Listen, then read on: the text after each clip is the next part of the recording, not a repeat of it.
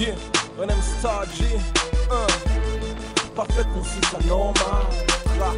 Zeb, jeunesse, nous capelle. 20 ans déjà qu'il graffe sur des murs d'immeubles dans la rue.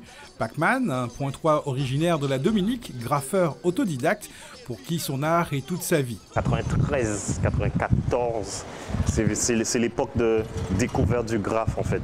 Je dessinais déjà avant, mais je ne connaissais pas encore le graffiti. Et c'est en regardant des films à la télé que j'ai découvert le graffiti, Menace to Society, des grands films de gangs d'époque. Pas facile de vivre de cet art associé à la rébellion et parfois au vandalisme, des préjugés que Pac-Man tente depuis plusieurs années de gommer des esprits.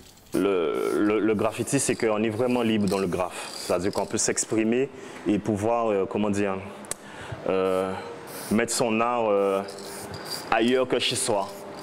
Dans n'importe quel quartier, sur n'importe quel support. Donc l'avantage du graffiti, c'est ça, c'est pouvoir laisser son empreinte quelque part autre, étrangère de chez soi. Après avoir été étalagiste, vendeur, le graffeur a décidé de vivre de son art depuis 5 ans. Des graphes modernes, des fresques décoratives, que des agences immobilières, des particuliers ou des municipalités s'arrachent. Parmi tous ceux qui le font, c'est un bon. Et non seulement il est bon, mais il est sérieux dans le travail. Donc voilà, donc ça ne m'étonne pas qu'on fasse appel à lui pour faire autre chose.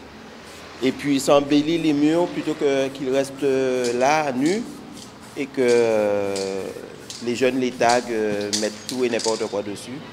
Aujourd'hui, il est difficile de passer à côté de ces fresques tant elles reflètent la réalité, des paysages, des visages qui en disent long sur la passion du graffeur. Dès qu'on peint, les gens ils sont joyeux, ils sont contents et ça nous fait plaisir d'arriver pendant un petit moment de temps et vivre tout ce petit truc que les gens ils se sont fâchés peut-être le matin et dès qu'on arrive, et bien le soir, tout le monde est content parce qu'ils ont eu quelque chose qu'ils n'ont jamais eu dans leur quartier. Un bonheur artistique qui a permis à Pac-Man de se faire une place qu'il qualifie de petit tabouret, qu'il emporte dès qu'il le peut en Martinique, à Saint-Martin ou à Paris.